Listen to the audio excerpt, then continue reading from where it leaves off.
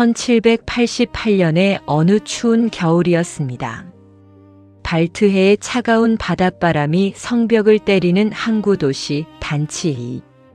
이곳에서 태어난 소년 아르투어의 세상은 따뜻한 품보다는 서늘한 긴장감으로 가득했습니다. 거대한 창고에 쌓인 향료의 알싸한 냄새, 그리고 아들이 위대한 국제 상인이 되기를 바랐던 아버지 하일리히의 엄격한 눈빛이 소년의 전부였지요. 당신은 알고 계신가요? 그의 이름 아르투어조차 독일어, 영어, 프랑스어에서 모두 똑같이 발음된다는 이유로 지어졌다는 사실을요. 유럽 어디서든 장사를 잘하는 상인이 되라는 아버지의 치밀하고도 거대한 설계였던 셈입니다. 어린 아르투어는 걸음마를 떼기도 전부터 황금빛 가죽 가방과 숫자가 가득한 장부 사이에서 자라났습니다. 하지만 소년의 시선은 아버지가 가리키는 화려한 비단이 아니라 그 비단을 나르며 거친 숨을 내뱉는 인부들의 검게 탄 등 너머에 머물러 있었습니다. 아버지가 무역항의 이익을 계산하며 환하게 웃을 때 소년은 길가에서 구걸하는 노인의 움푹 팬 눈동자를 보았고 화려한 저택 지하실에서 쥐들이 갉아먹는 버려진 빵 조각을 응시했습니다. 풍요로운 상인의 아들이라는 껍데기 아래에서 소년은 이미 삶의 비참함을 목격하고 있었던 것이지요. 어느 날 아버지는 아들에게 금화가 가득 든 가방을 보여주며 말했습니다. 이 금화들이 너를 자유롭게 할 것이고 너를 세상의 주인으로 만들어줄 것이다. 하지만 당신도 느끼시나요? 소년에게 그 금화는 축복이 아니라 평생 숫자의 노예로 살아야 한다는 무거운 족쇄처럼 느껴졌습니다. 밤마다 소년은 몰래 촛불을 켰습니다. 아버지가 상인의 정신을 흐트러뜨린다고 혐오했던 철학과 문학 책들을 몰래 읽기 위해서였지요. 타들어가는 촛불의 미세한 소리만이 그가 살아있음을 느끼게 해주는 유일한 위로였습니다. 그런데 여기서 우리가 놓치고 있던 사실이 있습니다.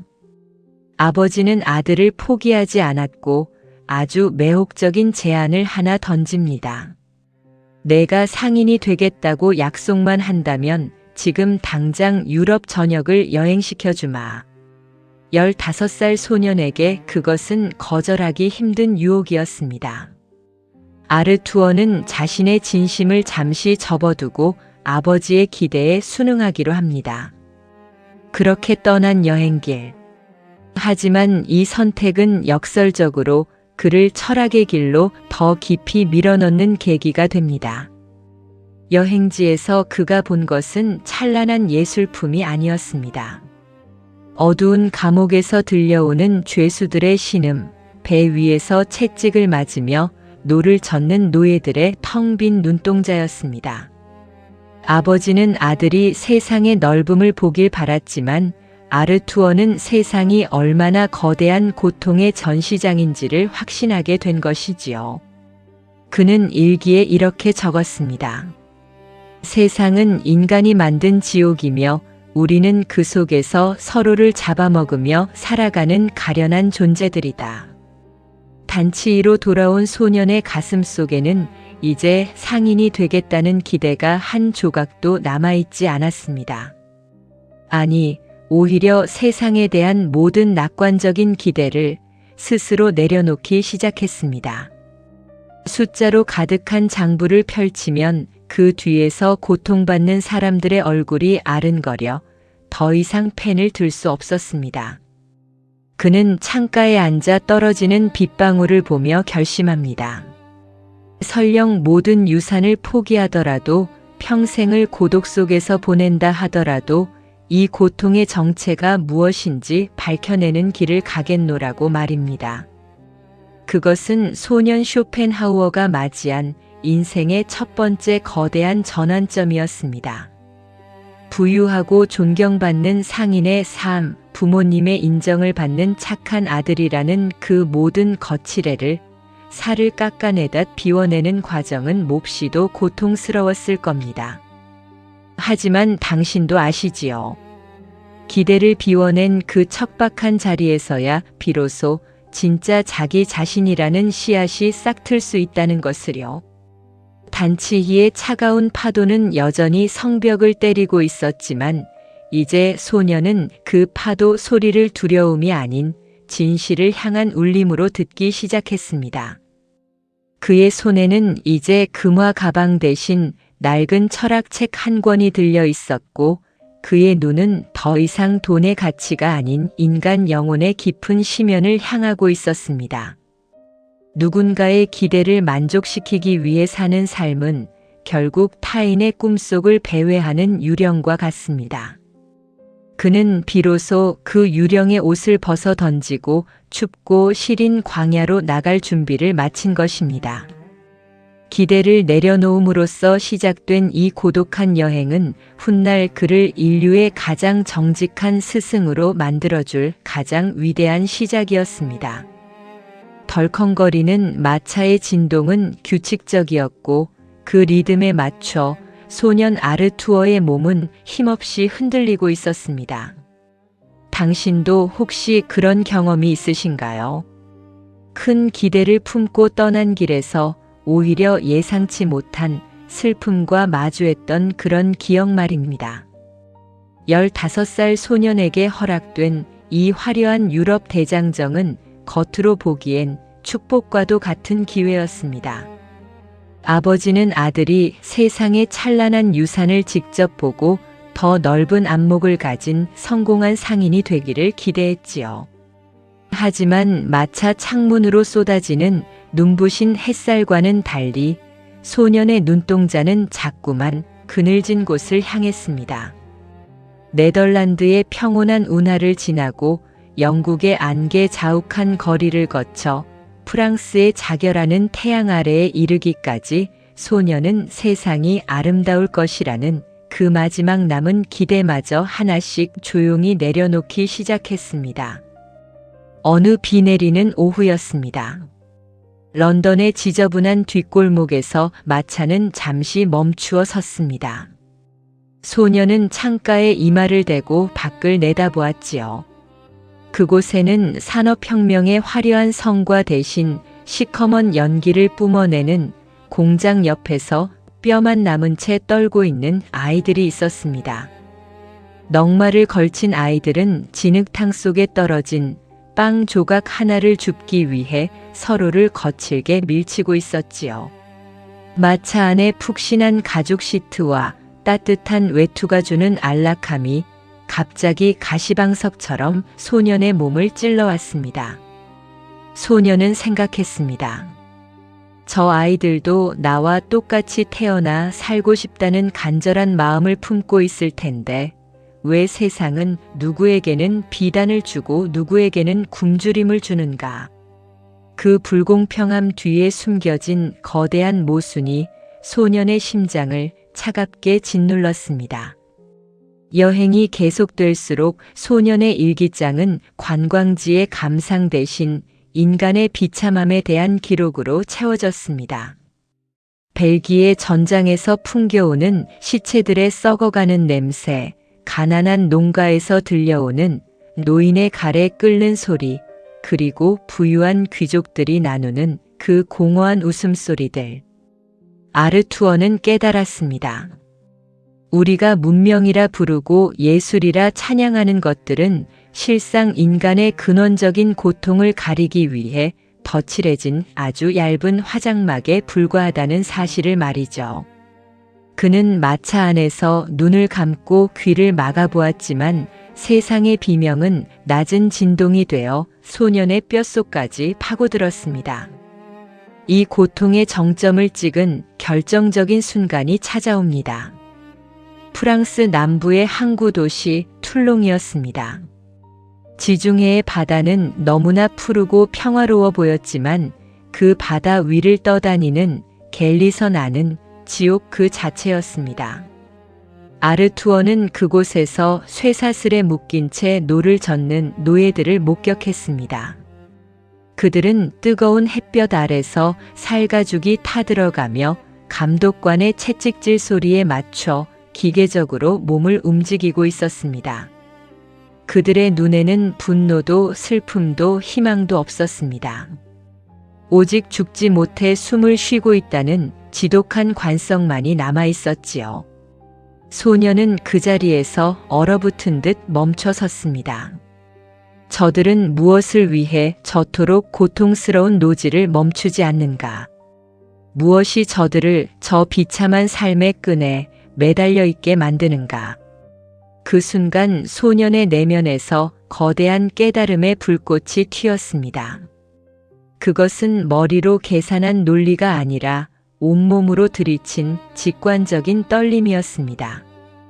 저들을 움직이게 하는 것은 이성도 아니고 신의 섭리도 아니며 그저 살고자 하는 맹목적이고 잔인한 본능, 즉 의지 그 자체라는 사실을 말입니다.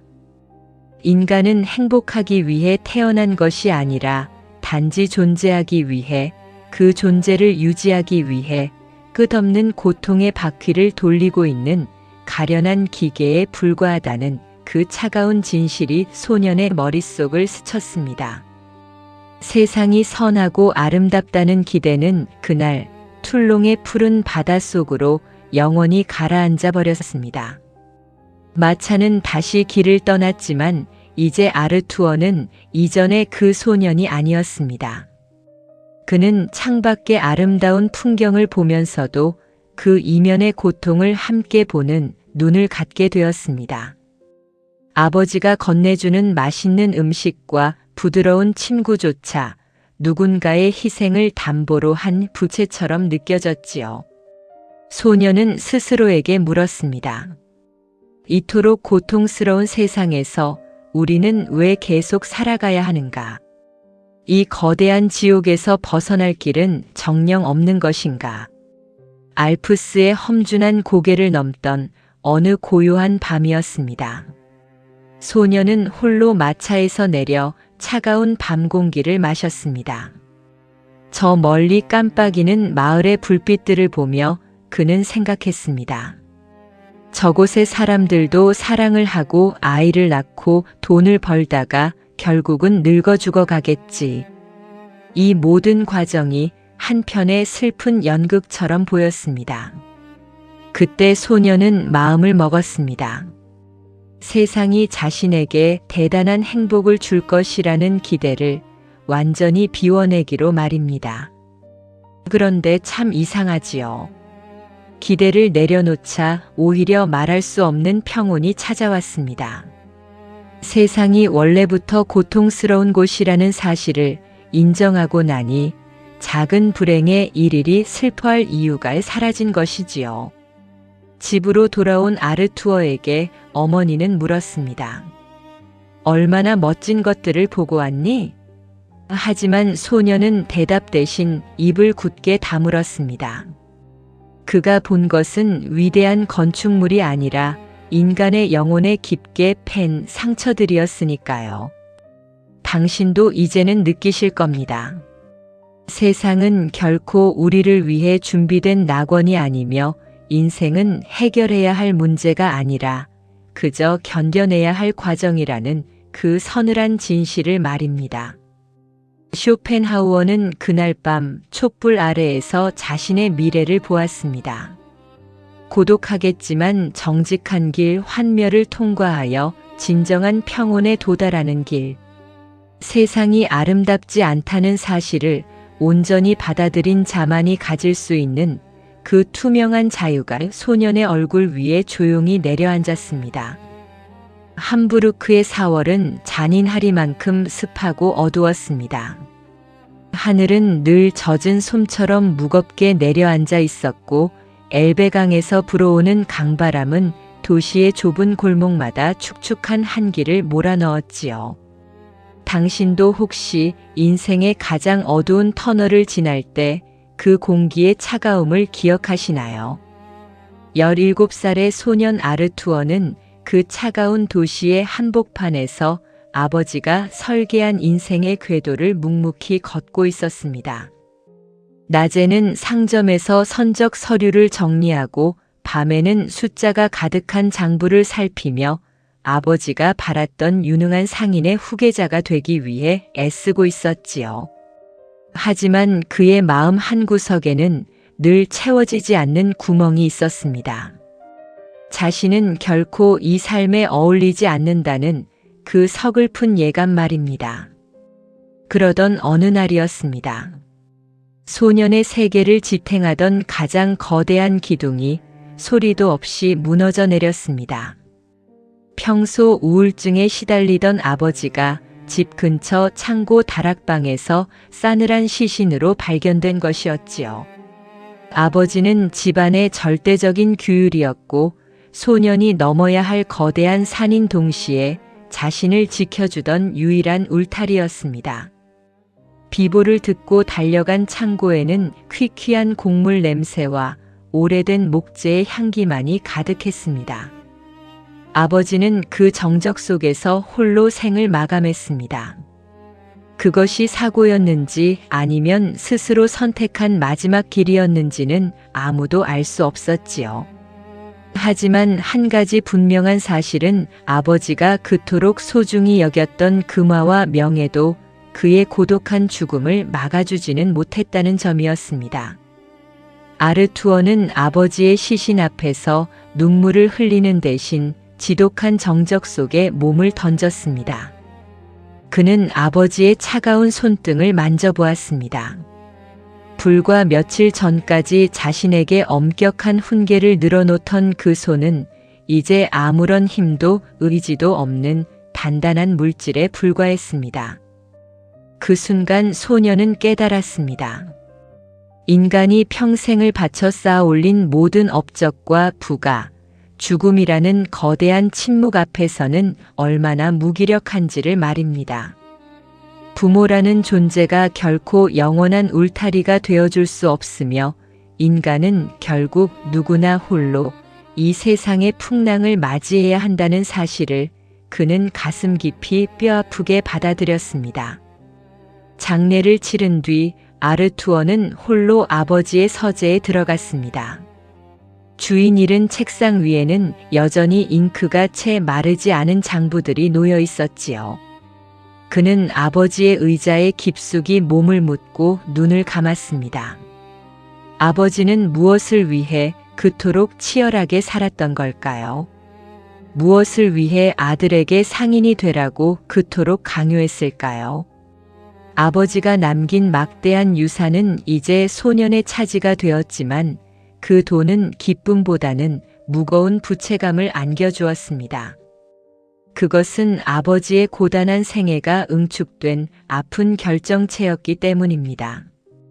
당신이라면 이 순간 어떤 선택을 하셨을까요? 이제 자신을 억압하던 그림자는 사라졌습니다. 마음만 먹으면 당장이라도 상점을 정리하고 그토록 원했던 학문의 길로 떠날 수 있었지요. 하지만 죽은 아버지와의 약속을 저버리는 것이 과연 옳은 일인가 하는 그 지독한 죄책감이 소년의 발목을 잡았습니다.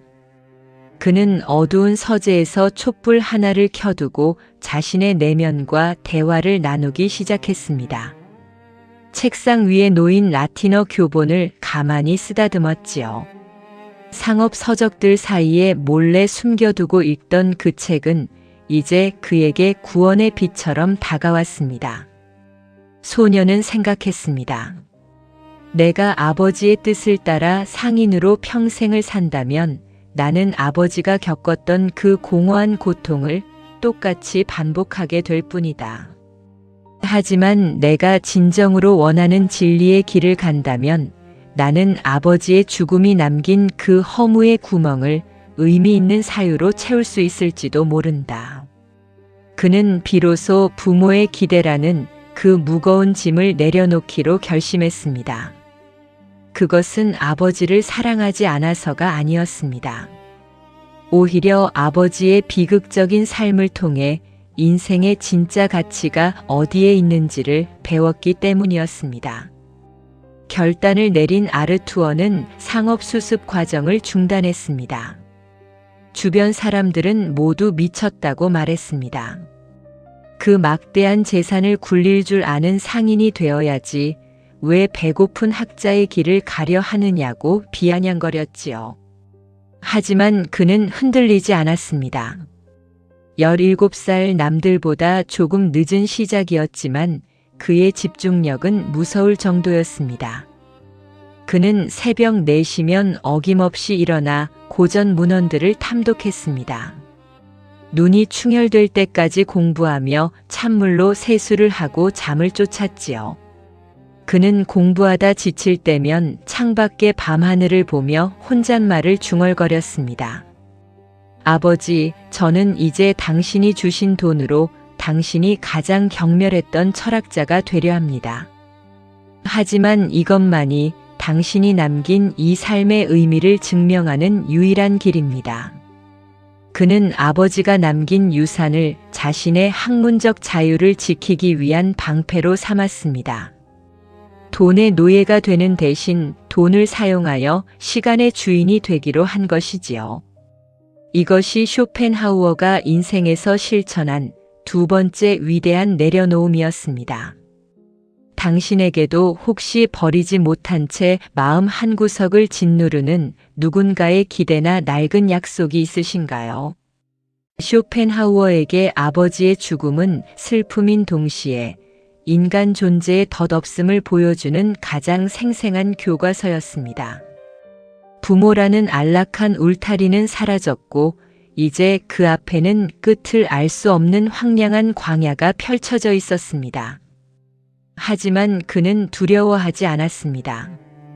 기대를 내려놓고 진실을 마주한 자만이 가질 수 있는 그 단단한 용기가 가슴 속에 자리 잡았기 때문입니다. 고통은 우리를 깨어나게 하고 상실은 우리에게 진정으로 소중한 것이 무엇인지를 가르쳐 줍니다. 아버지가 남긴 마지막 가르침은 역설적이게도 아버지가 그토록 싫어했던 철학의 문을 열어주는 열쇠가 되었습니다. 바이마르의 저녁은 마치 공들여 칠한 수채화처럼 우아하고 화려했습니다. 아버지가 세상을 떠난 뒤 어머니 요한나는 독일 문화의 심장부였던 이곳에 자리를 잡고 당대 최고의 문인들과 예술가들이 모여드는 살롱을 운영하고 있었지요. 당신도 혹시 사람들의 웃음소리가 가득한 곳에서 오히려 지독한 외로움을 느껴본 적이 있으신가요? 1813년의 어느 차가운 가을날, 그 화려한 살롱의 문을 열고 들어선 아르투어에게 그곳은 안식처가 아니란 가식과 허영이 판을 치는 기괴한 연극 무대처럼 보였습니다. 어머니의 집에는 늘 고가의 향수 냄새와 갓 구운 과자의 달콤한 향기가 배어 있었습니다. 거실에서는 대문호 괴테를 비롯한 지식인들이 모여 우아한 문장을 주고받으며 웃음꽃을 피웠지요. 하지만 청년 쇼펜하우어는 그 풍경 속에 섞이지 못한 채 구석진 자리에 앉아 사람들의 표정을 관찰했습니다. 사람들은 서로의 지성을 칭송했지만 그의 눈에는 그 모든 대화가 자신의 공허함을 감추기 위한 소음의 나열에 불과했습니다. 그는 문득 생각했습니다. 저토록 밝게 웃는 사람들 중 단 한 명이라도 자기 내면의 고통을 정직하게 마주하고 있는 사람이 있을까? 그는 사람들에게 다가가 그들의 환상을 깨트리는 날카로운 질문들을 던지곤 했습니다. 당신들이 말하는 그 고결한 도덕 뒤에 숨은 이기심을 보지 못하느냐고 말이지요. 어머니 요한나에게 아르투어는 자신의 완벽한 사교 생활을 방해하는 불청객이었습니다. 어머니는 아들에게 보낸 편지에서 이렇게 적었습니다. 너의 그 어둡고 무거운 기운은 나의 즐거운 세상을 망쳐놓는구나. 너의 오만한 말투가 나를 얼마나 힘들게 하는지 아니. 그녀에게 아들은 사랑해야 할 존재라기보다 자신의 명성에 흠집을 내는 골칫덩이에 가까웠습니다. 아르투어 역시 어머니의 가벼움을 견딜 수 없었습니다.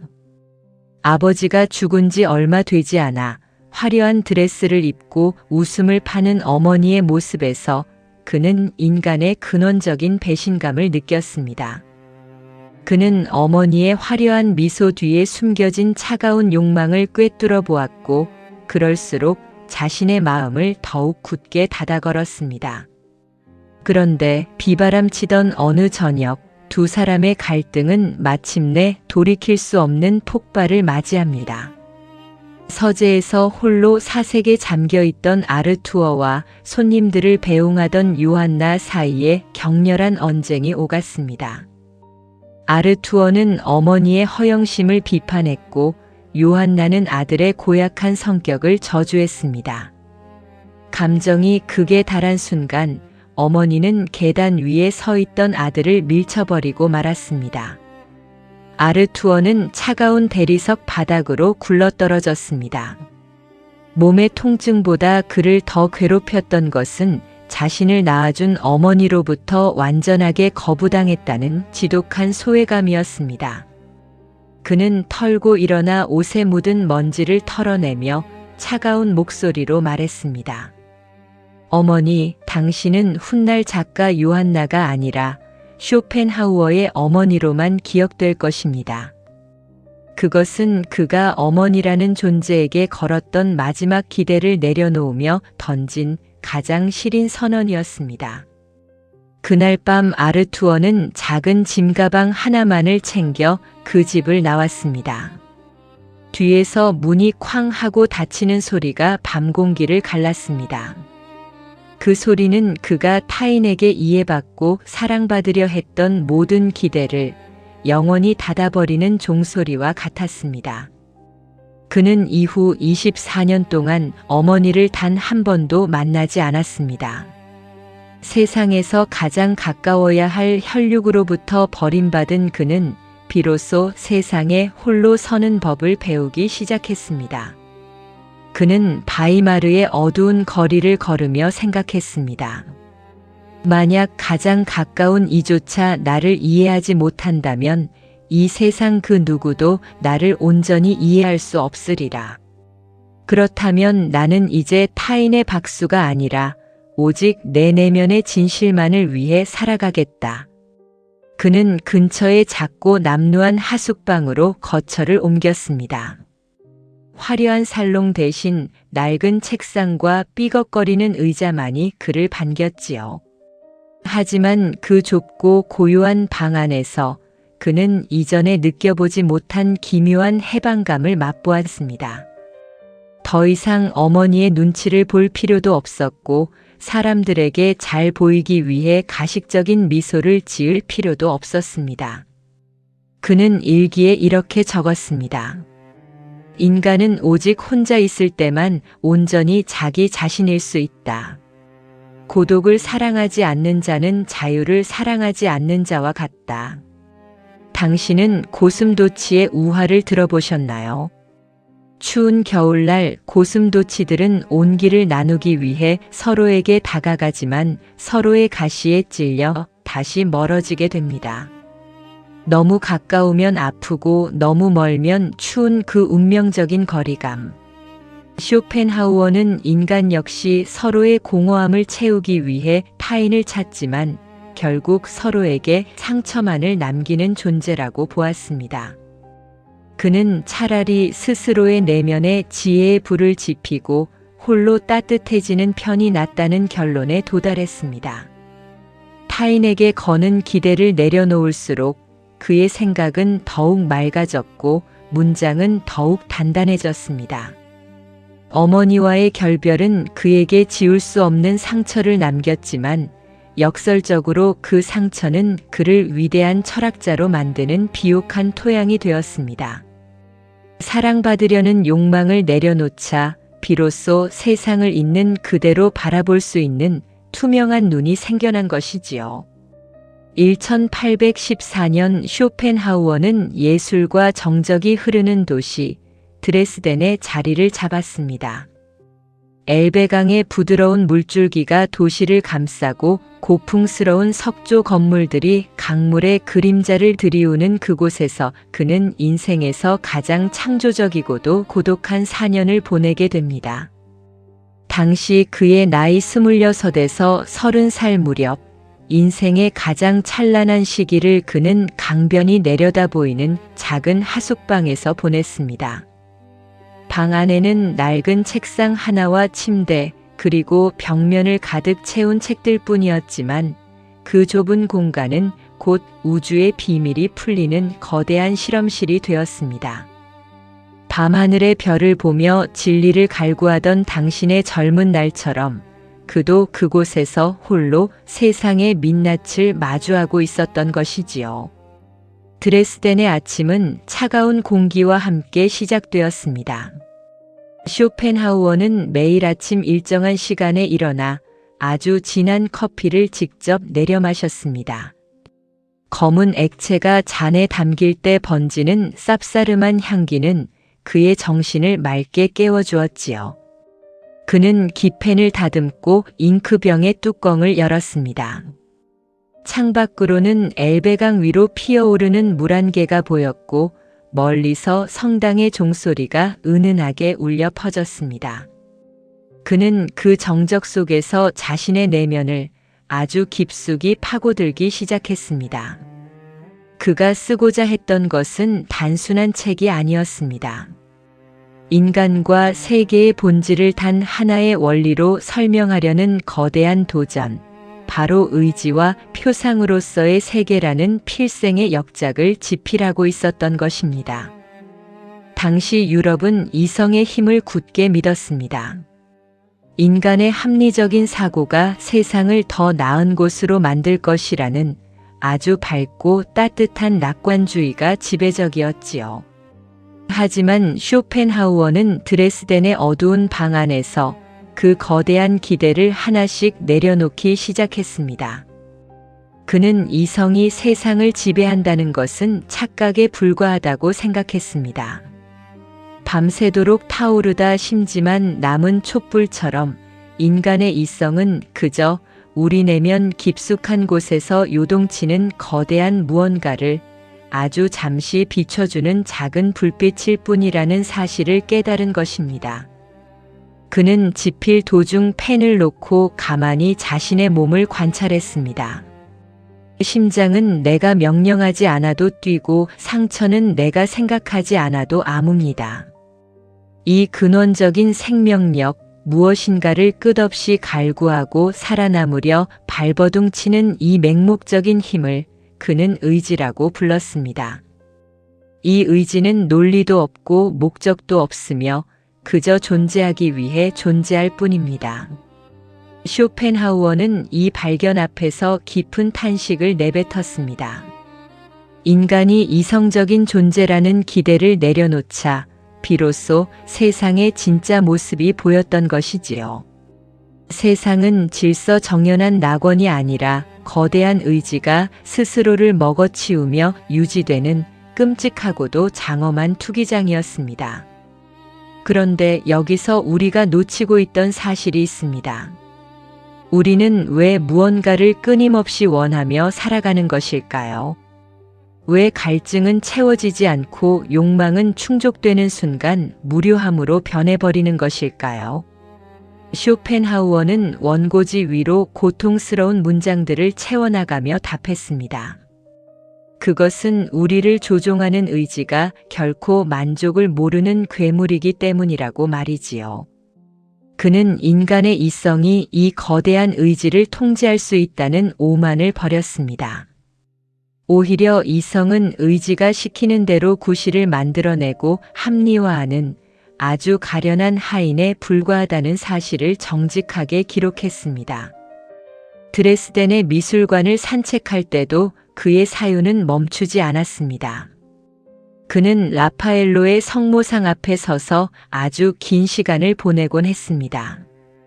그림 속 성모의 눈동자에는 그 어떤 욕망도 갈구함도 없었지요. 그 고요한 표정에서 그는 예술만이 줄 수 있는 아주 짧은 구원을 보았습니다. 우리가 아름다운 것을 바라보는 그 찰나의 순간만큼은 맹목적인 의지의 채찍질에서 잠시 벗어날 수 있다는 것, 그것이 이 지옥 같은 세상에서 인간이 누릴 수 있는 유일한 사치라는 것을 깨달았습니다.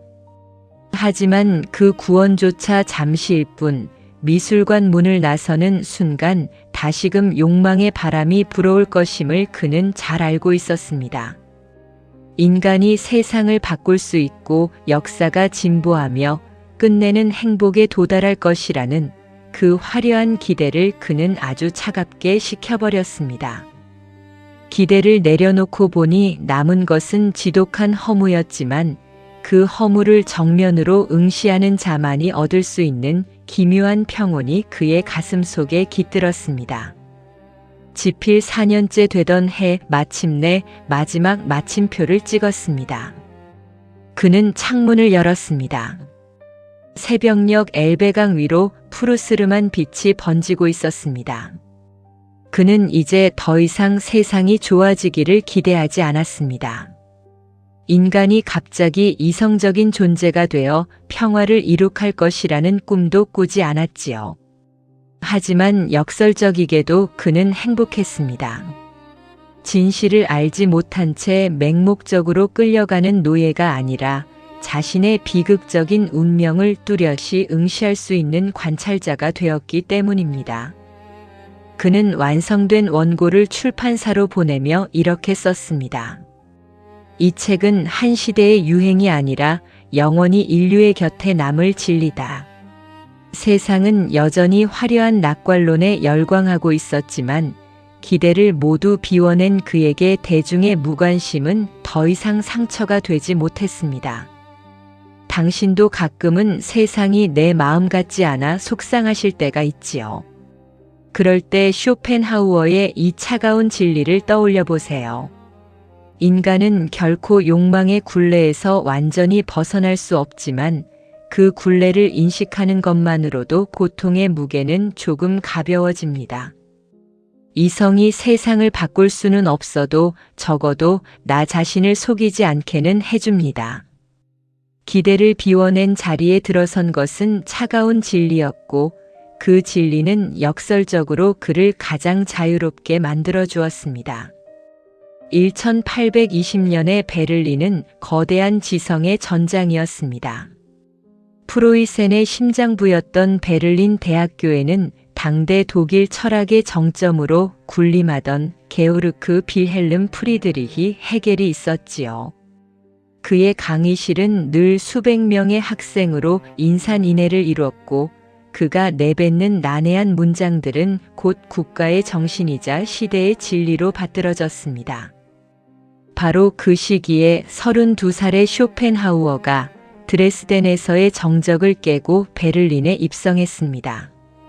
그의 가방 안에는 인류의 눈을 뜨게 할 것이라 확신했던 저서, 의지와 표상으로서의 세계가 들어있었고 그의 가슴 속에는 헤겔이라는 가짜를 무너뜨리겠다는 서늘한 오만함이 가득했지요. 당신도 혹시 자신의 가치를 증명하고 싶어 세상을 향해 당당히 도전장을 내밀었던 청춘의 한때가 기억나시나요? 그때의 쇼펜하우어는 세상이 자신을 즉각적으로 알아봐 줄 것이라는 아주 뜨겁고도 강렬한 기대를 품고 있었습니다. 쇼펜하우어는 베를린 대학교의 강사 자격을 얻기 위한 시강에서부터 아주 도발적이었습니다. 그는 칸트의 철학을 곡해하고 세상을 복잡한 논리의 유희로 타락시켰다며 당대 최고의 권력자였던 헤겔을 정면으로 비판했지요. 놀랍게도 그는 강사 자격을 얻어냈고 거기서 한 걸음 더 나아가 누구도 예상치 못한 파격적인 결정을 내립니다. 자신의 강의 시간을 헤겔의 강의 시간과 정확히 겹치게 배치한 것이었습니다. 그것은 일종의 결투 신청이었습니다. 진리를 갈구하는 젊은 영혼들이라면 헤겔의 난해한 궤변 대신 자신의 명쾌하고도 서늘한 진실을 선택할 것이라는 확신이 그를 지배하고 있었지요. 강의가 시작되던 첫날 아침의 풍경을 그려봅니다. 쇼펜하우어는 평소보다 더 빳빳하게 깃을 세운 셔츠를 입고 구두를 정성스럽게 닦았습니다. 무거운 가죽 가방을 들고 대학교 복도를 걸어갔지요. 복도 저편에서는 헤겔의 강의를 듣기 위해 몰려든 학생들의 발소리가 천둥처럼 울리고 있었습니다. 학생들은 서로 어깨를 부딪히며 헤겔의 강의실로 밀려 들어갔고 그 소란스러운 활기는 복도 끝까지 이어졌습니다. 쇼펜하우어는 그들을 비웃는 듯한 미소를 지으며 자신의 강의실 문을 열었습니다. 묵직한 오크 나무 문이 비명을 지르며 열렸을 때 그를 맞이한 것은 승리의 환호가 아니라 시린 정적이었습니다. 넓은 강의실의 수많은 의자는 텅 비어 있었습니다. 창밖에서 들어온 비스듬한 햇살 속에 먼지만이 조용히 춤을 추고 있었지요. 단 3명 혹은 5명 정도의 학생만이 드문드문 앉아 눈을 깜빡이고 있었습니다. 쇼펜하우어는 교탁 뒤에 서서 텅 빈 공간을 응시했습니다. 벽 너머에서는 헤겔의 목소리와 학생들의 감탄사가 희미하게 들려왔습니다. 그 순간 소년 같던 자존심이 무너져 내리며 느꼈을 그 지독한 모욕감을 당신은 상상하실 수 있나요? 그것은 대중이라는 존재에 대한 깊은 환멸의 시작이었습니다. 그런데 여기서 중요한 점은 그가 이 비참한 실패를 대하는 방식이었습니다. 그는 교탁 위의 먼지를 손가락으로 쓸어내리며 생각에 잠겼습니다. 사람들은 진리를 원하는 것이 아니라 자신들의 욕망을 정당화해줄 그럴싸한 체계를 원하는구나. 헤겔의 철학이 인기가 있는 이유는 그것이 국가를 찬양하며 인간에게 헛된 희망을 심어주기 때문이라고 그는 확신했습니다. 반면 자신의 철학은 인간의 본질이 추악한 욕망이며 세상은 고통이라는 불편한 진실을 말하고 있었으니 화려한 조명 아래서 춤추고 싶은 학생들에게 그의 강의는 차가운 얼음물과 같았을 것입니다. 그는 그 텅 빈 강의실에서 명예와 박수 소리에 대한 기대를 하나씩 하나씩 내려놓기 시작했습니다. 식당에서 혼자 밥을 먹으며 그는 식탁 위에 금화 한 잎을 올려두곤 했습니다.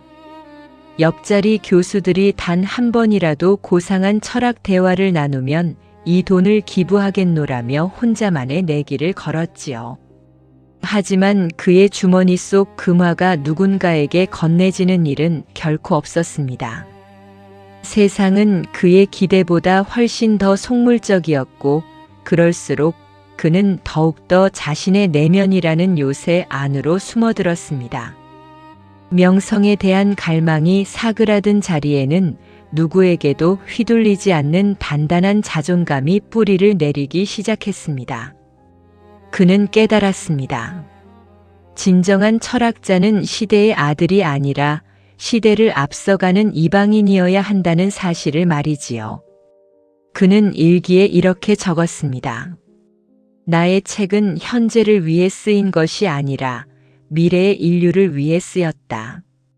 당대의 인정을 내려놓은 자만이 할 수 있는 가장 고독하고도 장엄한 예언이었습니다.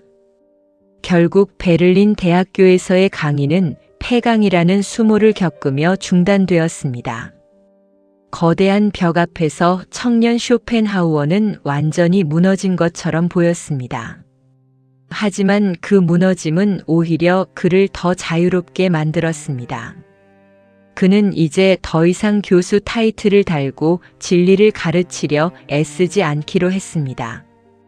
사람들의 박수 소리 대신 고요한 정적 속에서 자신의 펜촉이 종이 위를 긁는 소리에만 집중하기로 한 것이지요.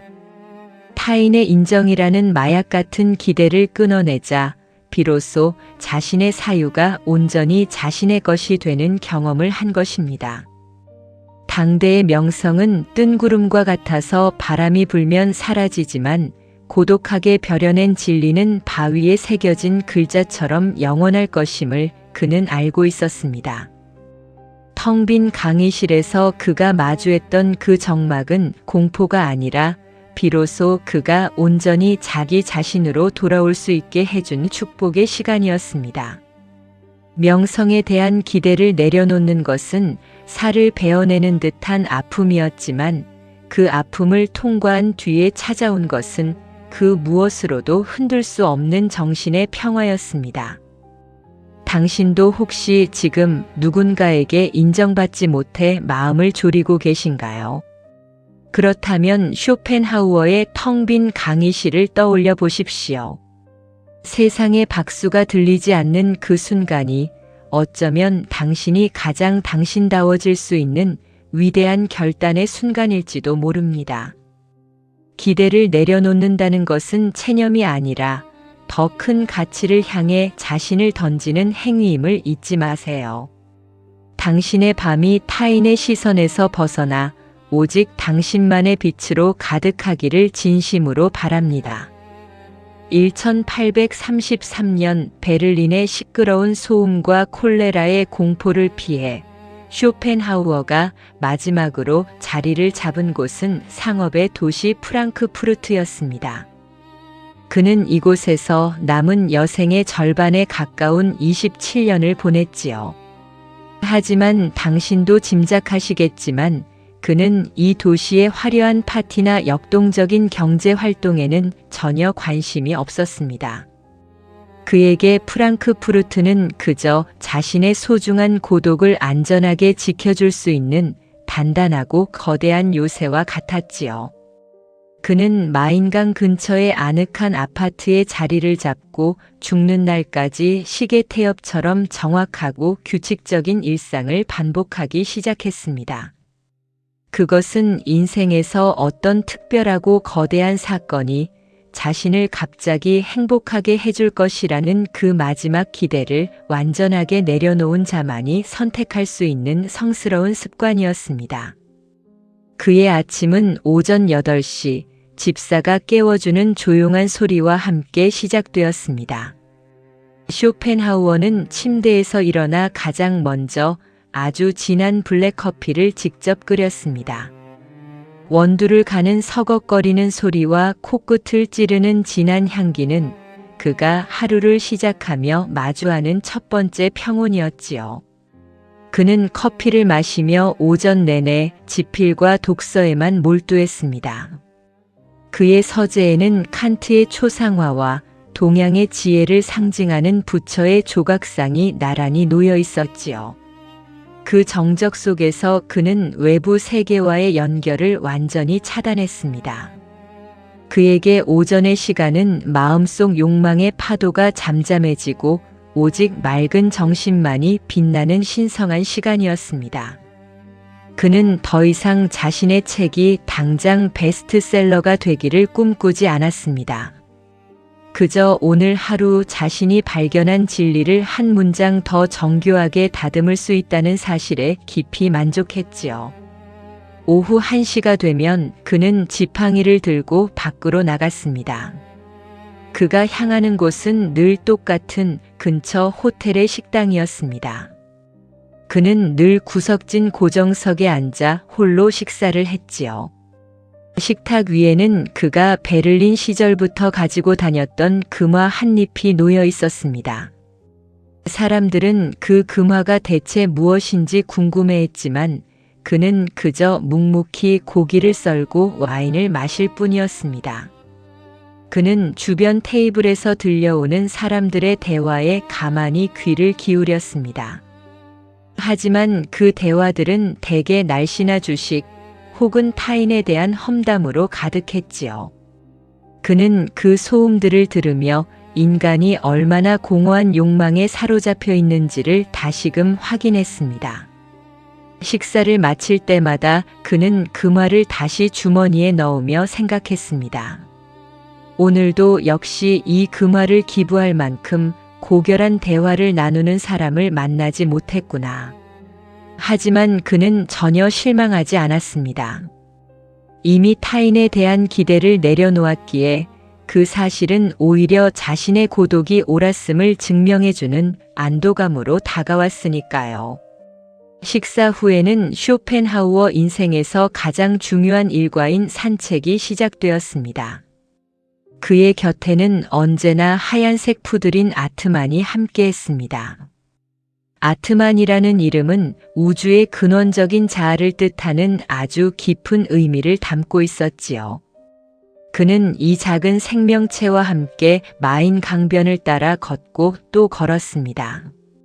그의 산책은 단순히 경치를 구경하는 것이 아니라 일종의 움직이는 명상이었습니다.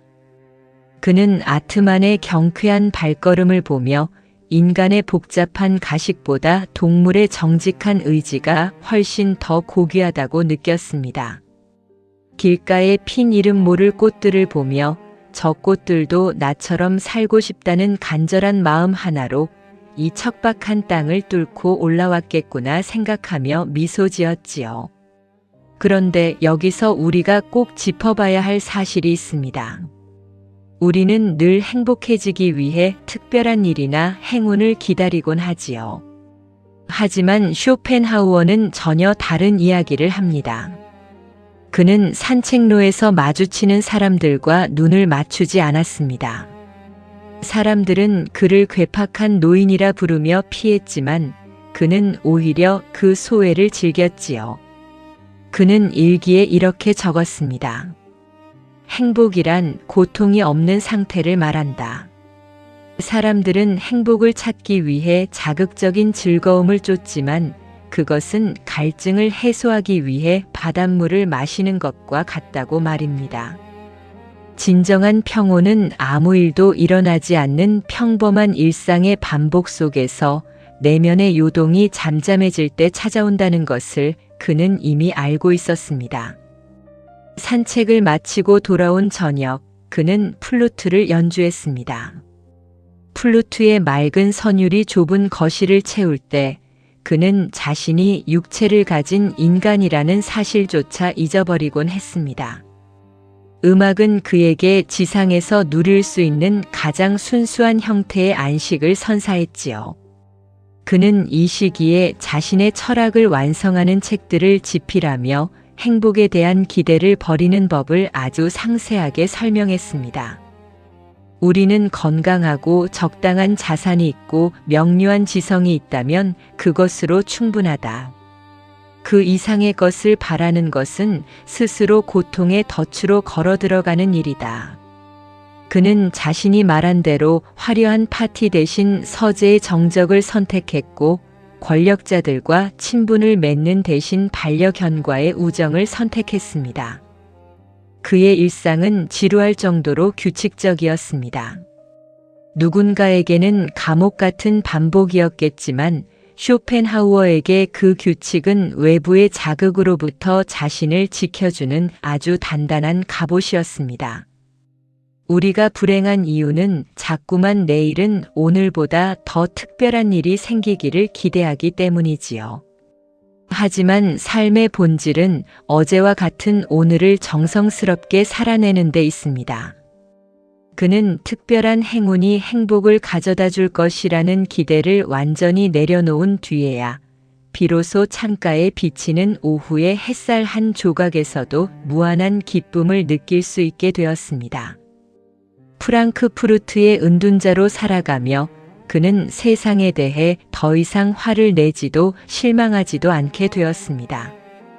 그는 인간의 어리석음을 있는 그대로 받아들였고 그 어리석음조차 거대한 생의 흐름이 만들어낸 한 편의 비극적인 연극임을 이해했습니다.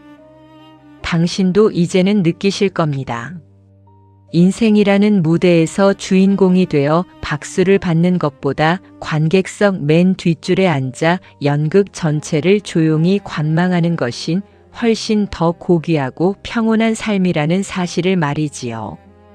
어느 추운 겨울날 그는 산책 중에 넘어져 상처를 입었을 때도 담담하게 웃었습니다. 그 고통조차 살아있다는 증거이며 지나가는 바람일 뿐이라고 여겼지요. 기대를 내려놓은 자에게 불행은 더 이상 불행이 아니었습니다. 밤이 깊어지면 그는 반려견 아트만의 머리를 쓰다듬으며 작게 속삭였습니다. 아트만, 우리는 오늘도 무사히 하루를 보냈구나. 아무 일도 일어나지 않았으니 이보다 더 큰 축복이 어디 있겠니? 그는 촛불을 끄고 어둠 속에서 편안하게 숨을 몰아쉬었습니다. 내일도 오늘과 같기를, 그리고 그 변함없는 일상 속에서 자신의 생각이 더욱 깊어지기를 기도하면서 말이지요. 기대를 비워낸 자리에 들어앉은 그 지독하게 평범한 하루하루가 쇼펜하우어에게는 그 무엇과도 바꿀 수 없는 가장 위대한 승리였습니다. 오늘 밤 당신의 마음을 흔드는 더 나은 내일에 대한 집착을 잠시만 내려놓아 보시는 건 어떨까요? 아무 일도 일어나지 않은 평온한 오늘에 감사하며 당신의 밤이 쇼펜하우어의 서재처럼 고요하고 충만하기를 진심으로 바랍니다. 프랑크푸르트의 아침은 종종 잔인한 소음과 함께 시작되곤 했습니다. 당신도 가끔은 세상의 소란스러움에 마음이 어지러울 때가 있으시지요. 창밖 거리는 이제 막 산업화의 활기를 띠기 시작한 도시의 소동으로 가득했습니다. 마차 바퀴가 울퉁불퉁한 돌길을 덜컹거리며 구르는 소리, 짐꾼들의 거친 고함, 그리고 무엇보다 쇼펜하우어가 평생을 증오했던 공기를 찢는 날카로운 채찍 소리가 매일 아침 그의 서재로 밀려 들어왔습니다. 그는 책상 앞에 앉아 기펜을 쥔 채 밀려오는 짜증에 몸을 떨곤 했습니다. 그에게 소음은 단순히 귀를 괴롭히는 소리가 아니었지요. 그것은 정교하게 쌓아 올린 생각의 탑을 단숨에 무너뜨리는 야만적인 침입이었고, 평온을 갈구하는 영혼에 가해지는 물리적인 폭력이었습니다. 그는 어느 날 창문을 거세게 닫으며 한 가지 사실을 깨달았습니다. 세상은 결코 철학자의 사색을 위해 일부러 고요를 빌려주지 않는다는 사실을 말입니다. 사람들은 타인의 집중력을 존중하기보다 자신의 존재감을 과시하는 소리를 내는데 더 열중했습니다. 쇼펜하우어는 세상이 나의 고요를 지켜줄 것이라는 그 마지막 기대를 이제는 내려놓기로 했습니다. 대신 그는 스스로 고요의 성벽을 쌓기 시작했습니다. 그가 선택한 무기는 아주 작은 가죽 조각과 솜으로 만든 낡은 귀마개였습니다. 그것을 귀에 깊숙이 밀어 넣을 때마다 세상의 소라는 아득한 파도 소리처럼 멀어졌고, 비로소 그의 내면에서 사유의 목소리가 선명하게 들려오기 시작했습니다. 그는 소음에 대한 자신의 혐오를 철학적으로 분석하기까지 했습니다. 그는 지성이 높은 사람일수록 생각의 흐름이 가느다란 실금 같아서 외부의 작은 충격에도 쉽게 깨지고 만다고 믿었지요. 특히 마부들이 아무 의미 없이 공중에 휘두르는 채찍 소리에 그는 분노했습니다. 그것은 아무런 목적도 없는 생존 본능이 내지르는 비명처럼 들렸기 때문입니다. 하지만 그는 이제 그들을 꾸짖거나 세상을 바꾸려 들지 않았습니다. 대신 귀마개를 더 깊숙이 고쳐 끼며 생각했습니다. 세상은 원래 시끄러운 곳이다. 그것은 이 거친 생의 의지가 지배하는 곳에 어쩔 수 없는 모습이다. 내가 할 수 있는 일은 그 소음 속에서 나만의 섬을 만드는 것뿐이다. 그런데 여기서 우리가 놓치고 있던 반전이 있습니다. 쇼펜하우어의 아파트는 점점 요새처럼 변해갔습니다. 문틈마다 천을 덧대어 소리를 차단했고, 바닥에는 두꺼운 카펫을 깔아 자신의 발소리조차 죽였습니다. 그 지독한 정적 속에서 그는 비로소 세상의 진짜 본질과 대면할 수 있었습니다. 소음이 사라진 자리에는 고통받는 생명들에 대한 깊은 연민과 존재의 허물을 꿰뚫어 보는 투명한 지혜가 차올랐습니다. 외부의 기대를 내려놓고 스스로를 가두었을 때 아이러니하게도 그의 생각은 우주 끝까지 자유롭게 뻗어나갈 수 있었던 것입니다. 어느 날 저녁이었습니다. 집 근처 광장에서 축제가 열리는 소리가 들려왔습니다. 음악 소리와 환호성이 귀마개를 뚫고 희미하게 전해졌지요. 예전 같으면 신경질적으로 창문을 닫았겠지만 이제 그는 가만히 의자에 앉아 그 소란을 응시했습니다. 저 소음은 결국 자신이 살아있음을 확인받고 싶어하는 가련한 영혼들의 몸부림이구나 하고 생각했습니다. 기대를 내려놓은 자에게 타인의 무례함이나 세상의 소란은 더 이상 분노의 대상이 아니라 그저 가만히 지켜볼 관찰의 대상이 되었습니다. 그는 자신을 보호하기 위해 만든 귀마개가 실은 세상을 더 깊이 이해하게 해주는 통로가 되었음을 깨달았습니다. 쇼펜하우어의 서재는 이제 세상에서 가장 조용한 장소가 되었습니다. 촛불이 타들어가며 내는 미세한 불꽃 소리, 기펜이 종이 위를 미끄러지는 사각거림, 그리고 이따금 들려오는 반려견의 규칙적인 숨소리. 이 소박하고도 고귀한 연주 속에서 그는 비로소 행복했습니다. 대단한 명성이나 타인의 이해가 없어도 오직 이 고요를 지켜낼 수만 있다면 생은 충분히 살아갈 가치가 있다고 느꼈지요. 소음 속의 귀마개는 그에게 단순한 물건이 아니었습니다.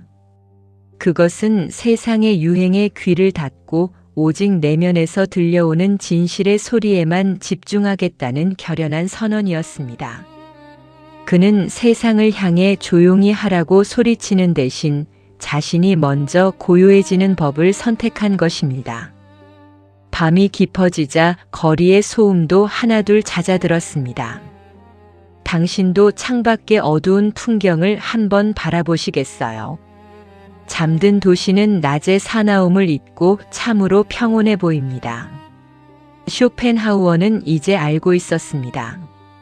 진정한 고요는 귀마개로 얻어지는 것이 아니라 세상에 대한 모든 기대를 비워냈을 때 비로소 마음속에서 스스로 피어오르는 것임을 말이지요. 그는 촛불을 끄고 어둠 속에 몸을 뉘었습니다. 그가 내려놓은 것은 소음이 아니라 세상을 자신의 입맛대로 바꾸려 했던 마지막 오만이었습니다. 그리고 그 빈자리에는 별빛처럼 맑은 고독의 평온이 가득 고여 있었습니다. 프랑크푸르트의 하늘이 선연한 오렌지빛으로 물들어가는 늦가을의 어느 저녁이었습니다.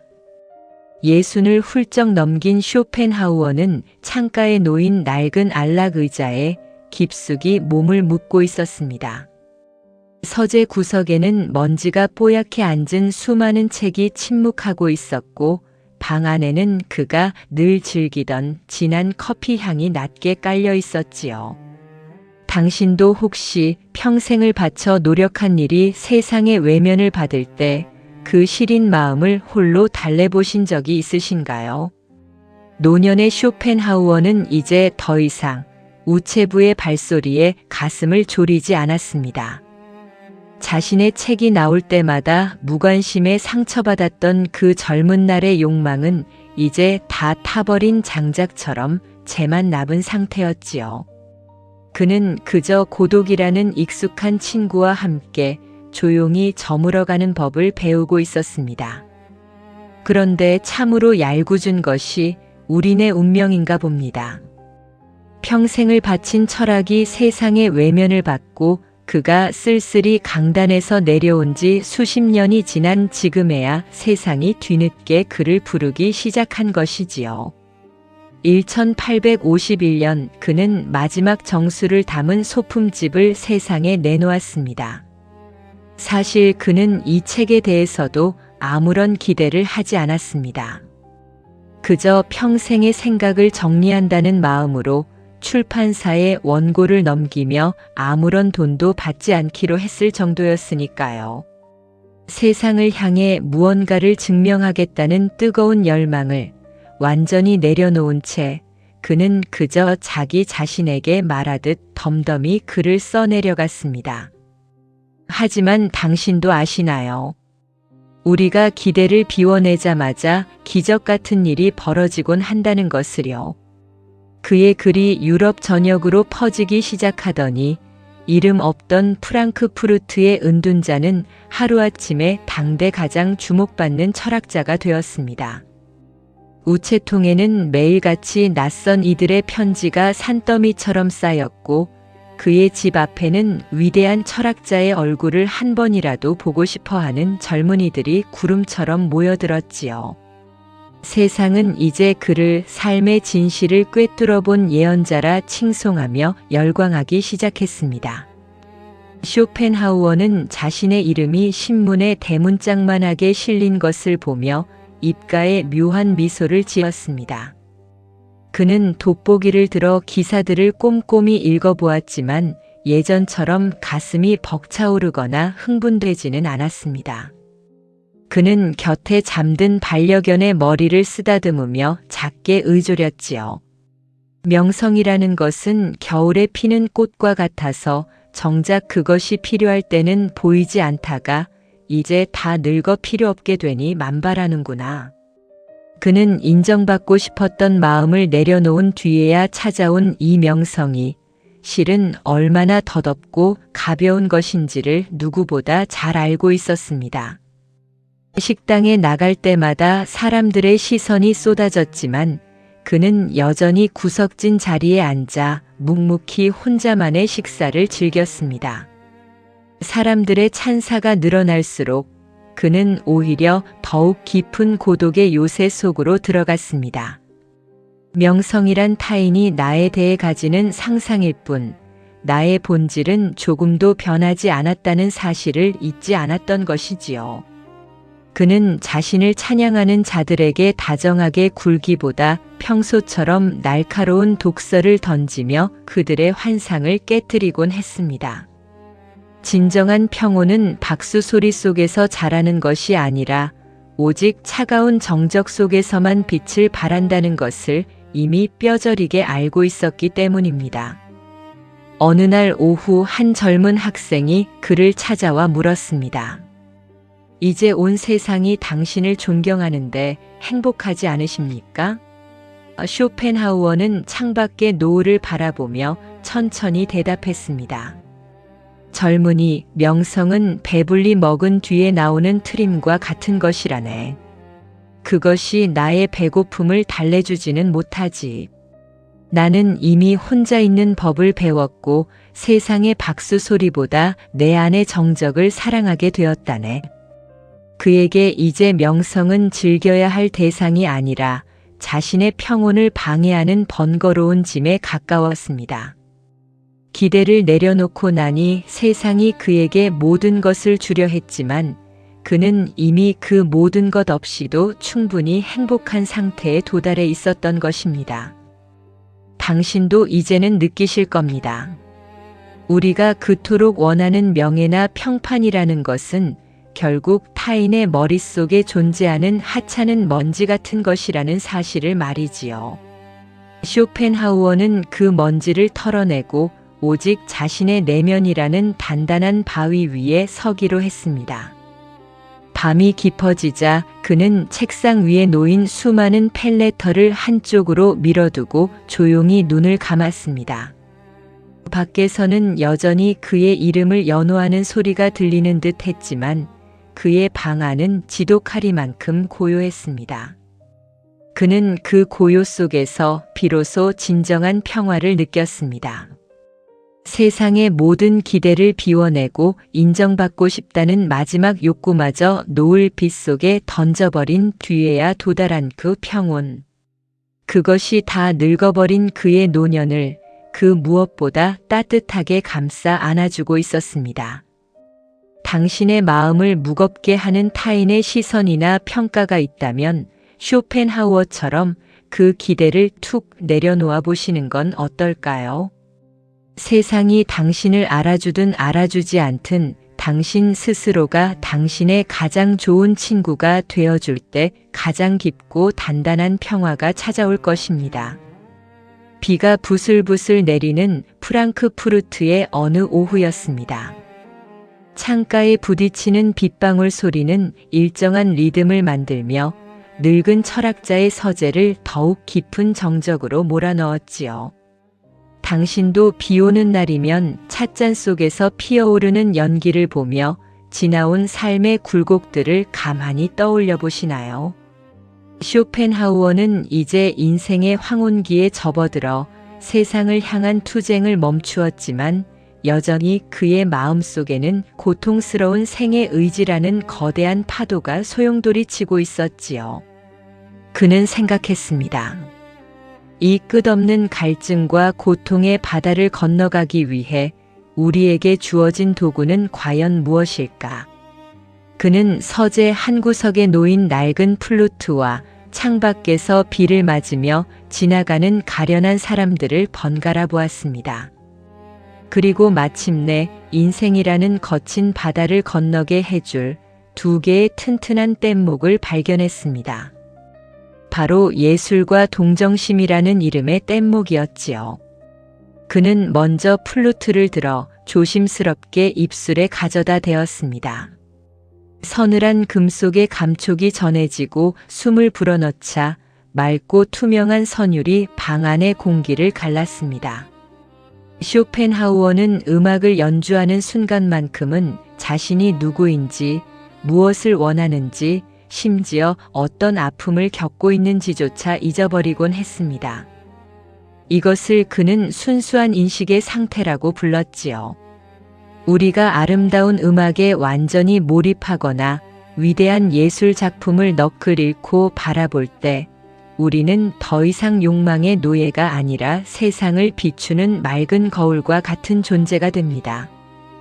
음악은 다른 예술과는 달랐습니다.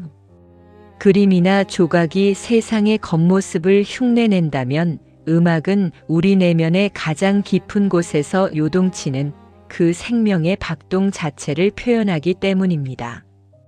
그는 선율 속에서 우주의 심장 소리를 들었고 그 순간만큼은 생의 지옥이 천국으로 변하는 기적을 경험했습니다. 하지만 예술이 주는 구원은 안타깝게도 잠시뿐이었습니다. 연주가 끝나고 악기를 내려놓으면 다시금 일상의 소음과 욕망의 그림자가 찾아왔지요. 쇼펜하우어는 이제 두 번째 뗏목인 동정심에 대해 생각하기 시작했습니다. 그는 외출을 위해 코트를 입고 거리로 나섰습니다. 비에 젖은 돌길 위로 병든 말이 무거운 마차를 끌며 휘청거리고 있었지요. 마부의 채찍이 공중을 가를 때마다 말의 눈동자에는 지독한 공포와 고통이 서렸습니다. 예전의 쇼펜하우어라면 그저 냉소적으로 세상을 비난했겠지만 이제 그는 그 말의 눈동자에서 자신의 모습을 보았습니다. 그는 깨달았습니다. 저 말과 나 그리고 저 마부와 길가의 핀 꽃들까지도 사실은 모두 하나의 거대한 생명력이 나누어진 조각들일 뿐이라는 사실을요. 그런데 여기서 우리가 놓치고 있던 아주 소중한 지혜가 있습니다. 그는 이것을 내가 바로 그것이다라는 고대 인도의 가르침으로 설명했습니다. 우리가 타인의 고통을 보고 눈물을 흘리거나 동정심을 느끼는 이유는 본능적으로 상대방의 아픔이 곧 나의 아픔임을 알고 있기 때문입니다. 나라는 딱딱한 껍데기를 깨고 나와 타인과 내가 본질적으로 하나임을 깨닫는 순간 인간의 이기심은 눈 녹듯 사라지고 그 자리에 거대한 연민이 차오릅니다. 쇼펜하우어는 길가에서 떨고 있는 유기견의 머리를 쓰다듬으며 그 작은 박동을 느꼈습니다. 그는 이제 그 누구도 미워할 수 없게 되었습니다. 미워하는 대상조차 실은 이 고통의 바다에서 함께 허우적거리는 또 다른 나였기 때문입니다. 그는 다시 서재로 돌아와 촛불을 켰습니다. 책상 위에는 그가 평생을 바쳐 다듬어온 문장들이 놓여 있었지요. 그는 예술을 통해 잠시 고통을 잊고 동정심을 통해 타인과 연결됨으로써 비로소 고독의 무게를 견뎌낼 수 있었습니다. 이 두 개의 뗏목은 그를 남들처럼 화려하게 행복하게 만들어주지는 못했지만 적어도 절망의 늪으로 가라앉지 않게 해주었습니다. 그는 기펜을 들어 마지막 글자들을 다듬었습니다. 예수를 사랑하는 마음과 고통받는 모든 생명을 불쌍히 여기는 마음. 이 두 가지가 없다면 인생은 그저 메마른 사막과 같을 것이라고 말이지요. 그는 창밖의 빗소리가 잦아드는 것을 느끼며 아주 깊은 평온에 잠겼습니다. 그의 곁에는 반려견 아트만이 곤히 잠들어 있었습니다. 쇼펜하우어는 작은 생명체의 규칙적인 숨소리를 들으며 이 고요한 유대감이 얼마나 소중한 것인지를 새삼 느꼈습니다. 그는 이제 세상을 바꾸려 하거나 누군가에게 이해받으려 애쓰지 않았습니다. 그저 음악 한 소절에 나를 잊고 지나가는 길고양이 한 마리에게 따뜻한 시선을 던지는 것만으로도 충분했습니다. 기대를 내려놓고 도달한 이 지독하게 평범한 구원은 그 어떤 거창한 성공보다도 훨씬 더 강력하게 그를 치유해주고 있었습니다. 밤이 깊어지자 쇼펜하우어는 촛불을 끄고 어둠 속에 몸을 맡겼습니다. 인생이라는 거대한 바다는 여전히 험난하고 파도는 높겠지만 자신에게는 이 두 개의 튼튼한 뗏목이 있다는 사실을 그는 알고 있었습니다. 그는 예술의 선율을 가슴에 품고 세상 모든 생명을 향한 따뜻한 연민을 이불 삼아 평화로운 잠에 들 준비를 마쳤습니다. 그것은 모든 욕망을 내려놓은 자만이 누릴 수 있는 신성하리만큼 고요한 밤의 축복이었습니다. 마지막으로 이 말을 기억해 보시겠어요? 우리가 서로를 불쌍히 여겨야 하는 이유는 우리가 모두 똑같이 끝이 정해진 운명을 기다리는 동지들이기 때문입니다. 같은 배를 탄 사람으로서 서로를 보듬는 것, 그리고 아름다운 것들에서 잠시 위안을 얻는 것. 그것이 쇼펜하우어가 우리에게 남긴 가장 따뜻하고도 슬픈 위로였습니다. 당신의 하루가 예술의 선율처럼 맑고 타인을 향한 따뜻한 마음으로 가득하기를 바랍니다. 모든 무거운 기대를 비워낸 자리에 찾아오는 그 고요한 평온이 당신의 꿈속까지 함께 하기를 진심으로 기원합니다. 이번 가을은 유난히도 길고 따뜻했습니다. 프랑크푸르트의 거리는 노란 낙엽들로 뒤덮여 마차 바퀴가 지나갈 때마다 바스락거리는 소리가 창가까지 기분 좋게 들려왔지요. 당신도 혹시 인생의 끝자락에서 마주할 그 평온한 저녁 노을을 가끔 상상해 보시나요? 이른을 넘긴 노철학자 쇼펜하우어는 이제 서재 창가에 앉아 그 낙엽 소리를 듣는 것이 하루 중 가장 소중한 일과가 되었습니다. 방 안에는 평생을 함께 해온 책들의 퀴퀴한 종이 냄새와 그가 즐겨 피우던 파이프 담배의 매캐한 향이 옅게 배어 있었지요. 지는 해의 길고 낮은 햇살이 책상 위를 가로지르며 그의 굽은 등과 희게 센 머리카락을 황금빛으로 따스하게 물들이고 있었습니다. 그는 이제 더 이상 누군가와 논쟁하기 위해 독설이 가득한 펜을 들지 않았습니다. 젊은 시절 그의 가슴 속에 타오르던 치열한 분노와 인정 욕구는 이제 서서히 잦아들어 평온한 잿더미만 남은 상태였지요. 그는 잉크병을 열고 기펜을 다듬었습니다. 그리고는 아주 천천히 마치 생의 마지막 조각들을 정성스레 모으듯 종이 위에 글자를 적어 내려가기 시작했습니다. 그것은 누구에게 보내는 편지라기보다 자신의 영혼에게 건네는 마지막 위로이자 세상에 남기는 고요한 작별 인사였습니다. 그는 첫 문장을 적고 잠시 멈추어 창밖을 내다보았습니다. 거리의 사람들은 여전히 각자의 욕망을 쫓아 바삐 움직이고 있었고 시장통의 소라는 멀리서 파도 소리처럼 웅성거렸지요. 예전 같으면 그 어리석음을 비웃었을 테지만 이제 그의 눈에는 그 모든 몸부림이 참으로 애틋하고 가련하게만 보였습니다. 아, 저들도 나처럼 저 뜨거운 욕망의 불길에 몸을 데워가며 긴 여행을 하고 있구나. 쇼펜하우어는 편지에 이렇게 적었습니다. 내 생의 저녁 노을이 이토록 아름다울 줄은 젊은 날에 나는 미처 알지 못했다네. 청춘의 시간은 그저 채워지지 않는 갈증으로 고통받는 시간이었고 중년의 날들은 세상의 벽에 부딪혀 상처 입는 투쟁의 연속이었지요.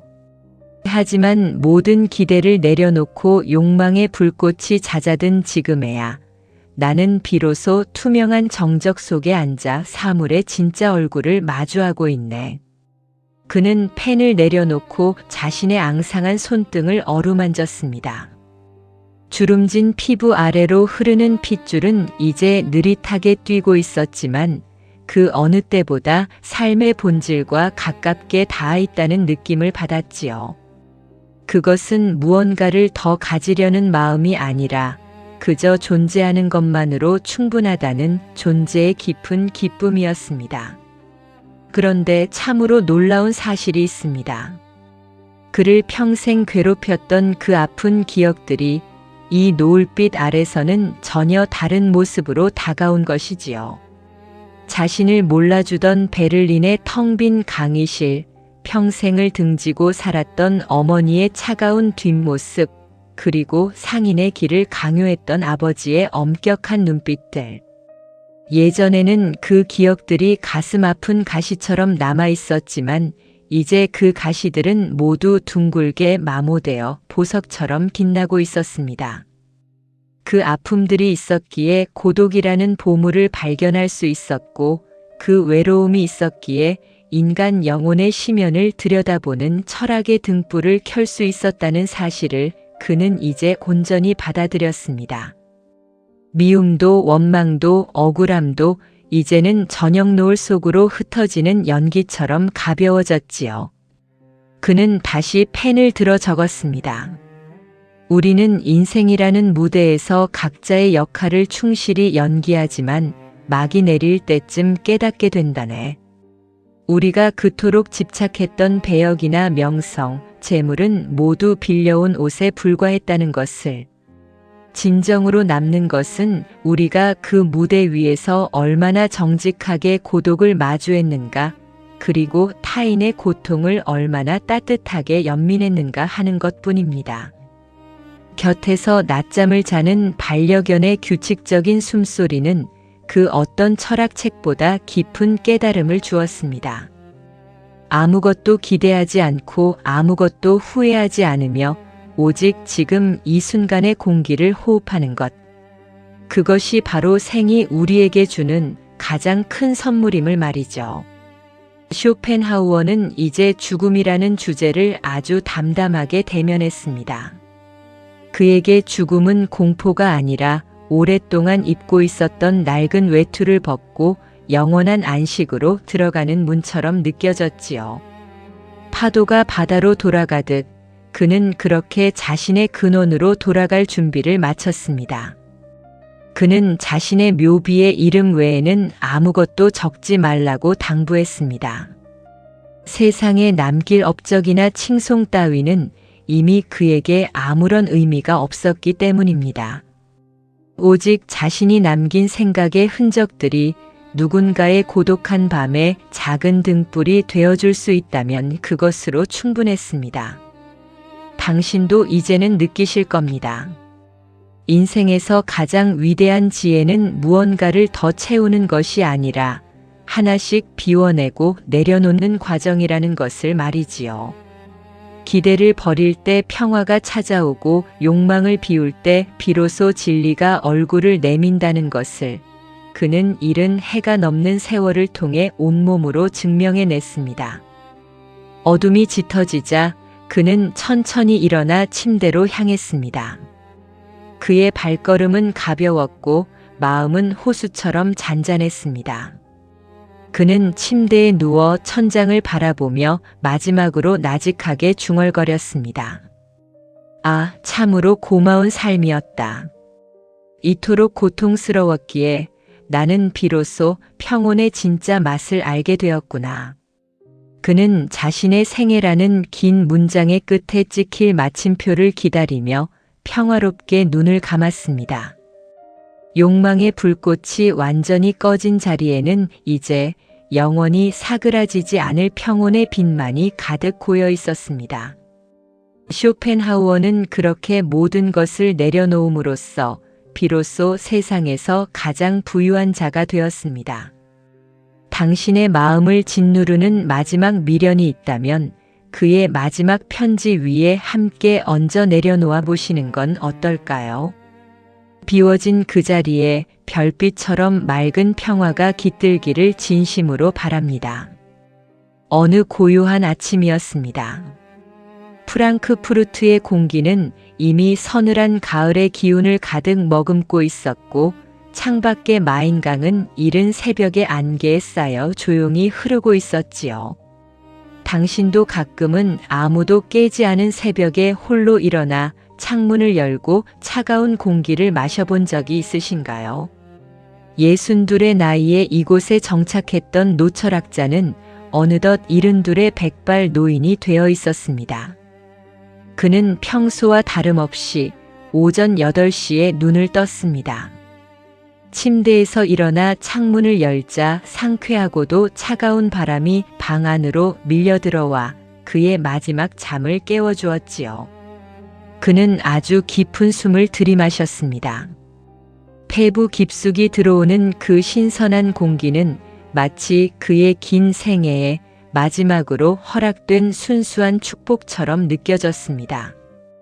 그는 부엌으로 걸어가 익숙한 손길로 원두를 갈았습니다. 서걱거리는 소리가 정적을 깨뜨리고 곧이어 뜨거운 물이 부어지며 진하고 씁쓸한 커피 향이 서재를 가득 채웠지요. 그는 찻잔을 들고 창가 근처의 낡은 소파에 천천히 앉았습니다. 그의 곁에는 언제나처럼 하얀 푸들 아트만이 꼬리를 흔들며 다가와 그의 발치에 몸을 웅크렸습니다. 쇼펜하우어는 아트만의 보드라운 털을 가만히 쓰다듬으며 창밖을 내다보았습니다. 아침 햇살이 안개를 뚫고 거리에 내리쬐며 길가에 핀 작은 풀꽃들과 돌길 위를 황금빛으로 비추고 있었습니다. 그는 그 풍경을 보며 문득 깨달았습니다. 이제 자신이 평생 그토록 치열하게 연구하고 세상에 증명하려 했던 그 맹목적인 욕망으로부터 비로소 자유로워질 시간이 다가왔음을 말이죠. 그는 평생을 통해 말해왔습니다. 인간은 욕망의 노예라고 살고 싶어하는 의지 때문에 고통받고 그 갈증을 채우려 발버둥 치다 결국 허무에 빠지는 가련한 존재들이라고 말이지요. 하지만 이 마지막 아침에 그가 느낀 것은 그런 냉소적인 비관이 아니었습니다. 그것은 거대한 파도가 잦아든 뒤에 잔잔한 수면과 같은 지독하게도 평온한 체념이었습니다. 그는 더 이상 무언가를 증명하고 싶지도 않았고 누군가에게 박수를 받고 싶지도 않았습니다. 심지어 내일 아침에 다시 눈을 떠야 한다는 생존의 욕구조차 이제는 먼지처럼 가볍게 느껴졌습니다. 그는 존재하려는 의지 그 자체를 이제는 조용히 내려놓기로 한 것입니다. 그는 찻잔을 내려놓고 소파 깊숙이 몸을 기댔습니다. 눈을 감자 지난 70여 년의 세월이 마치 파노라마처럼 스쳐 지나갔습니다. 단치히의 차가운 바다와 아버지의 엄격한 얼굴, 유럽을 가로지르던 덜컹거리는 마차 속에서의 환멸, 그리고 어머니와 결별하며 닫았던 그 무거운 문소리까지. 그 모든 순간순간이 실은 하나의 거대한 연극이었음을 그는 이제 알았습니다. 그 연극의 주인공이었던 아르투어 쇼펜하우어라는 개별적인 자아는 이제 막이 내리기를 기다리는 배우와 같았습니다. 그는 그 배우의 의상을 하나씩 벗어 던지는 기분으로 마음속의 마지막 짐들을 비워내기 시작했습니다. 철학자로서 그가 도달한 마지막 정점은 바로 모든 것을 부정하는 지혜였습니다. 나라는 존재를 부정하고 나의 욕망을 부정하며 마침내 이 세계를 지탱하는 그 끈질긴 생의 의지를 부정하는 것. 당신은 알고 계신가요? 그것은 파멸이 아니라 오히려 완전한 해방이었다는 사실을요. 인도 철학에서 말하는 니르바나, 즉 촛불이 꺼진 뒤에 찾아오는 그 절대적인 평온함이 바로 이런 것일까 하고 그는 생각했습니다. 그는 소파 위에서 아주 편안한 자세를 취했습니다. 심장의 박동은 점점 느려졌지만 그의 정신은 그 어느 때보다 맑게 빛나고 있었습니다. 그는 자신이 이제 하나의 작은 파도가 아니라 거대한 바다 그 자체로 돌아가고 있음을 직감했습니다. 오전 9시경 집사가 방으로 들어와 그에게 아침 식사를 권했습니다. 쇼펜하우어는 평소처럼 엄격한 표정 대신 아주 부드럽고 온화한 미소를 지으며 고개를 저었습니다. 괜찮네. 지금 이대로가 너무나 좋으니 조금 더 쉬게 해주게. 그것이 그가 이 세상에 남긴 마지막 목소리였습니다. 집사가 나간 뒤 방 안에는 다시 정적이 찾아왔습니다. 햇살은 조금 더 깊숙이 방 안으로 들어와 그의 무릎 위에 놓인 손을 따뜻하게 감싸주었지요. 그는 다시 눈을 감고 자신의 호흡에 집중했습니다. 들어오고 나가는 숨의 흐름이 마치 자연이 부르는 부드러운 노래처럼 느껴졌습니다. 그는 마지막으로 자신의 철학을 읽어줄 미래의 당신을 생각했습니다. 고독한 밤 자신의 책을 펼쳐들고 인생의 고통 앞에 눈물 흘릴 이름 모를 영혼들에게 그는 자신의 평온을 나누어 주고 싶었습니다. 얘야, 너무 애쓰지 마라. 내가 움켜쥐려 하는 그 모든 겉모습들은 결국 환상일 뿐이란다. 기대를 비워내고 의지를 내려놓을 때 비로소 너는 진짜 너 자신을 만나게 될 거야. 얼마 후 의사는 평화롭게 소파에 기대어 잠든 듯한 노학자를 발견했습니다.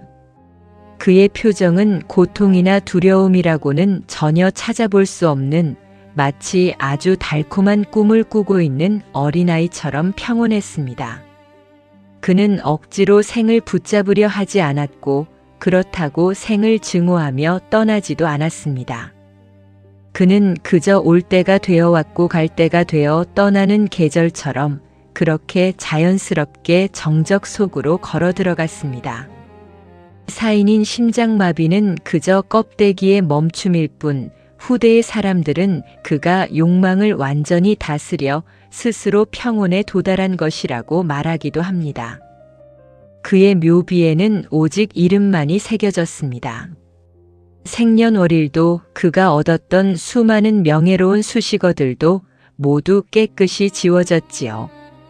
그것은 이 세상에 잠시 머물다 간 한 인간의 흔적을 모두 벗어 던지고 오직 영원한 생각의 알맹이만을 남기겠다는 마지막 결단이었습니다. 당신은 오늘 쇼펜하우어의 이 마지막 아침을 보며 무엇을 느끼셨나요? 우리는 이제 그가 남긴 고요한 서재를 나와 다시 시끄러운 우리의 일상으로 돌아가야 합니다. 하지만 당신의 마음속에는 이전과는 다른 작은 씨앗 하나가 심어졌을 것입니다. 그것은 바로 내려놓는 지혜입니다. 오늘 밤 잠자리에 들기 전 당신도 그처럼 마음속의 기대를 하나씩 내려놓아 보십시오. 타인에게 인정받고 싶었던 마음, 무언가를 더 소유하고 싶었던 욕심, 그리고 내일이 오늘보다 더 특별해야 한다는 그 피곤한 강박까지 말입니다. 그 모든 것들을 비워낸 자리에 찾아오는 것은 지독한 외로움이 아니라 그 무엇으로도 깨트릴 수 없는 단단한 평화일 것입니다. 쇼펜하우어가 프랑크푸르트의 소파 위에서 맞이했던 그 투명한 아침의 햇살이 지금 당신의 가슴 속에도 고요히 머물기를 바랍니다. 이제 모든 전쟁을 멈추고 당신도 당신만의 영원한 평온 속으로 편안하게 산책을 떠나보시길 바랍니다. 평안한 하루 되세요.